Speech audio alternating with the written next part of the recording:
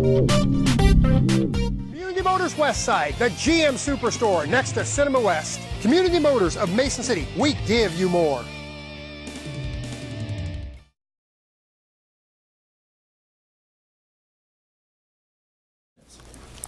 As a board of the city, we welcome all testimony. We make our decisions based on the facts and evidence allowed under city code presented in open meeting. If the proceedings become lengthy, we may ask that a testimony be focused on new facts or evidence not already presented. We ask that, if you wish to speak, please come to the podium and state your name and address for the record, and we ask that the proceedings be orderly. When you are testifying, please address your remarks to the board. We are an independent board of citizens and not part of the city administration. We are served in our efforts by the city attorney and staff members of the Planning and Zoning Division of the Growth, Development, and Planning Department. The order of proceedings for each application will be an oral statement summarizing the issues and procedural steps presented by planning staff, followed by testimony and evidence presented by the applicant. The chair will then open the public hearing during which any member of the audience wishing to speak for or against the appeal may testify. When public comment has been received, the public hearing will close. The board will then give the applicant and city staff an opportunity to present closing summaries and arguments. Finally, the board will discuss the issues and evidence and make a decision. And the neighborhood dogs howling and all of that stuff drives you nuts day and night. So there is an issue with sound. Now we're talking about pollutants and possible problems for people with COPD and all those things. And we're mushrooming this thing. That's a concern there. The other concern I have, my dad told me when I was a young boy, Don, if it isn't broke, don't fix it. I've got involved with the dump site out here, and I think it's probably the envy of the industry for what we have going out here. My understanding also is we are producing methane gas that is currently tapped, but it has a lot of potential. And that potential, to me, is the golden goose egg that we're going to kill. We have a golden goose out there that could generate us unending possibilities here. We got it under control now. We got 50 years to generate gas, and why not just wait and then we go in and tap it? The city. Why would we invite people to come in and take our golden goose? Tires have been burned in Mason City before. I worked out at Wholesome Cement, and what they had out there was called chip tires, which was basically tires that were cut up in small pieces, and they were put in the kilns because of the BTU content, which was, as we all know, it burns very hot, and that's what the cement plant wanted. So I just wanted to make you aware. I also think that we should move forward on this. Don't kill this today. There's plenty of time to gather more information, and I would hope that they would pass this and don't abate it today. Thank you. Those two gentlemen should have been allowed to speak because they've spoken a lot. They've spoken many, many times. So I think there's a limitation on how long people can speak and a limitation on who can speak. You talk about due process. Due process is being violated in the extreme here. Thank you. Definitely qualifies as a more experienced expert about this topic than the gentlemen who are proposing the plant. I'd like to hear more of what he has to say. We'll be able to monitor the toxic effects and the effects to the health of the people in Mason City. Clear Lake City Council, and also serve as the board member at the landfill North Iowa. I can appreciate what you're going through, as I've had to make some decisions probably really similar to what you've had in front of you. I guess I would remind you that if you have any doubts with the research that you've done, to take the time to make an educated decision, but also as a board member of the adjustment board, look at the tasks that you have at hand, and if you can honestly say that those questions have been answered in your mind, and I think you need to make an educated decision and move forward with that. I have some questions of my own yet to be answered, but I believe that this conceptually is a good thing to look at. But again, make sure that you do your due diligence but move forward in a timely fashion as well. My name is James Sprangers, and I'm an attorney from the Twin Cities. Last summer, we purchased property from Golden Green. We're developing a 10-megawatt natural gas-fired cogeneration facility.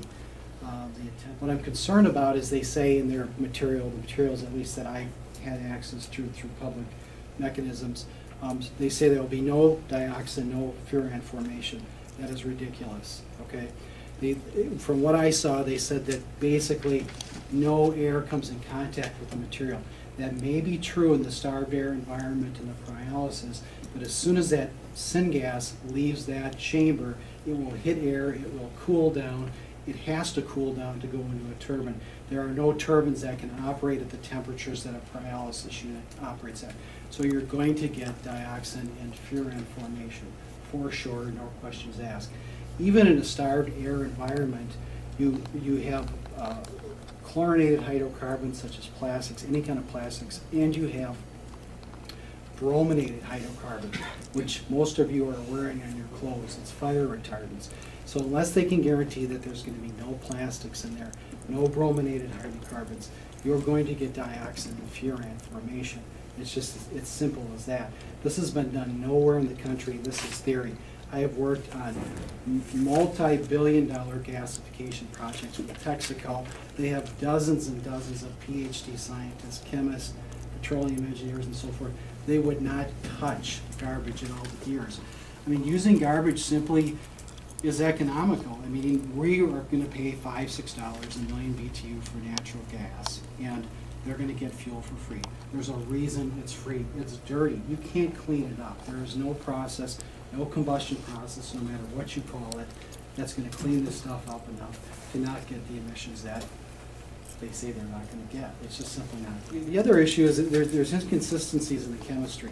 If they're going to have any metals in that chamber, for example, mercury in the tires, that mercury will boil out, it will be emitted to the atmosphere. I'm wondering how they deal with that. Tires have zinc in it, tires have steel in it. There's no way to get all of the steel and all of the zinc and all those materials out of the tires. If the temperature is high enough inside that chamber, they're going to volatilize, melt, boiling point those metals into the atmosphere. They haven't accounted for how they're going to deal with those once they hit the environment. So it's inconsistent. You can't say we're not going to form dioxins and furans because we keep the temperature so high and then not volatilize metal inside that chamber. It's just simply not going to happen.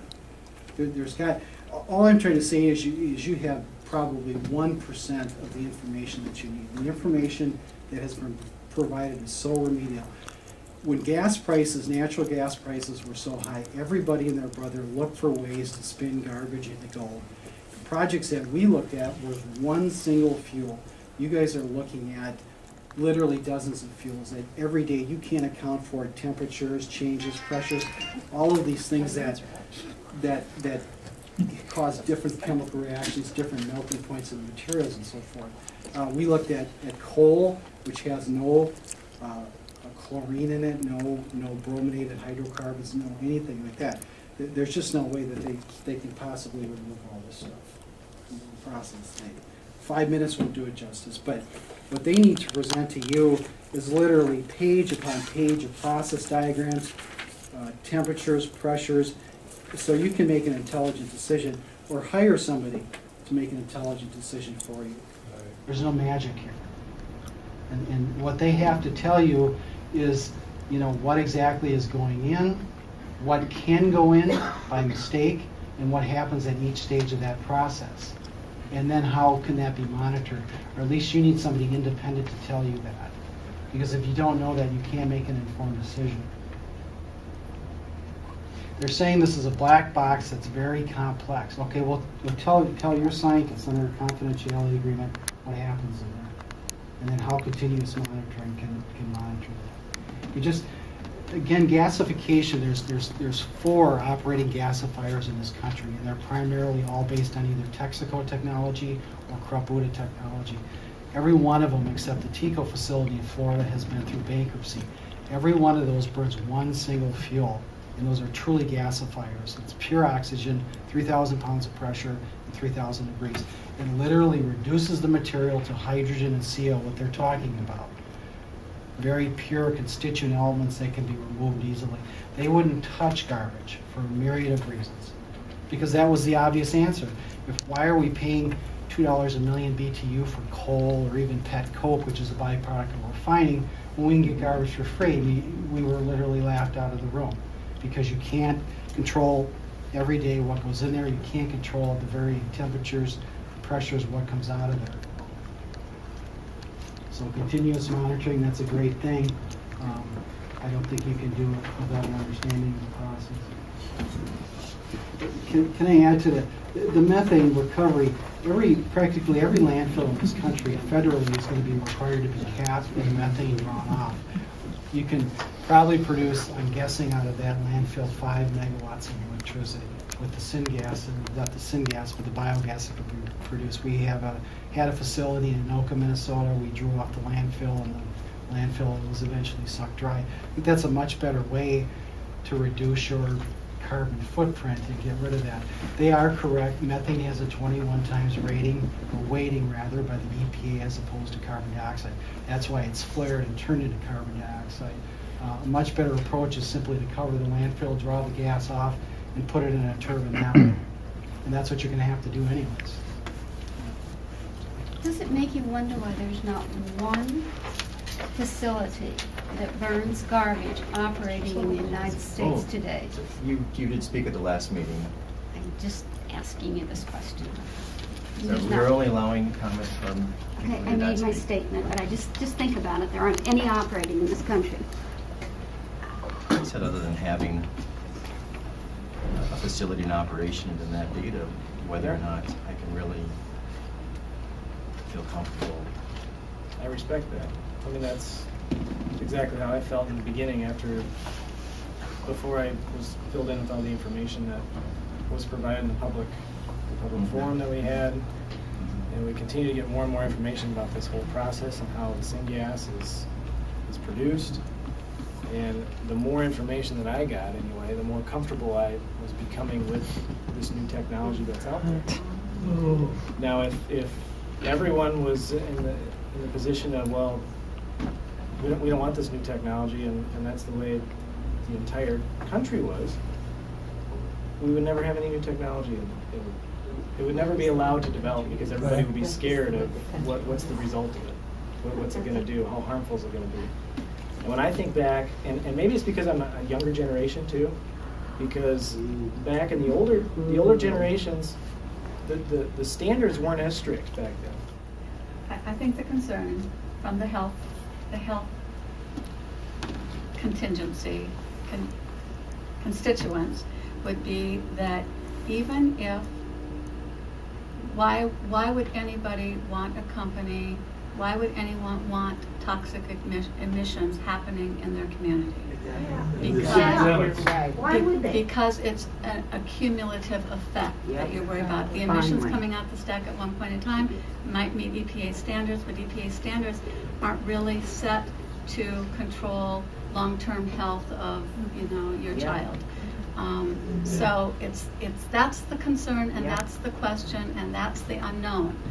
What could possibly be the cumulative effect of emissions over time in a radius, whatever. But that could be said about any industry. We have other industries that, I don't know for sure what other industries in town emit dioxins and furans. Maybe they do. What we were told about this one is the syngas process and the turbines will have an emission of those toxins. And that's because we were told in the beginning there weren't going to be any, and then all of a sudden they changed their mind and said there was going to be. So that's the concern I'm hearing. I can be presented with all kinds of information, and I'm never going to be smart as the guys at the DNR. Their job is to look for emissions. And I don't want to pretend here and act like I know what emissions are, because I don't, and how it gets monitored. So I feel like we got this pressure on us to try to regulate these emissions, and we're in no position to be able to do that. So unless we just flat out don't trust our Department of Natural Resources, our Iowa Department of Natural Resources, and that they can do a good job monitoring what comes out of this plan, I think it's ridiculous for us to try to incorporate what emissions comes out of there and for us to try to learn about it. I think that's their job. I do have some concerns over what has been presented today, especially the public health department. Still not there. I just don't see. I still don't feel as if though that there's in particular item 1. Me personally, I just don't feel like that has been sold. That there's. But is it up to? Do they have to sell it to us? I mean, aren't we? Yeah. We're looking for leadership here. Shouldn't we rely on the DNR, who are the experts in emissions? They said they're not. Who are the experts in? They That's said what they public said. health. Public health is the expert on They said they didn't make an assessment. What was the first part you said? The public health department is the public health departments would be your experts on public health. The DNR would be your experts on emissions and technological issues. One of the biggest, both DNR and the Department of Public Health need to see a full application before they can evaluate. I mean, they've said such. And it's not until they do their modeling, until they know certain things, and then sort of the next step is these guys have to build a facility and they have to actually do tests, and they get 180 days or whatever to show them that they're under the EPA requirements. So That is the standard. it's the standard. I mean, if they don't meet them, then they shut down. If they don't meet them, they make changes so that they are in compliance. But neither of them can tell you exactly, what's what, I don't think. They just say, we have standards. We expect that the company's going to meet them. We hope they do. The company says they will. They expect that they wouldn't do the project unless they knew they could or will or are able to meet those standards. At least that's what DNR has shared. Public health, I assume similar. I realize that you have to build something to understand it and provide that data, but Somebody else experiment with it, not us. personally, I just don't feel as if, until I have something else, that I can really say, yes, this is safe. EPA is coming. We have a offer on the property that expires, so we would need to jump through hoops to expand that. Can we have a special meeting in a shorter period of time and then get the? You could, Department of but Public Health. the issue is going to be whether or not the Department of Public Health is going to be able to give you any information, because they don't have a specific application, and they may not have enough information to react to. Same situation some of you are in. And if we can't get information from the Department of Public Health, we're going to be back where we are right now. We will be back where we are right now.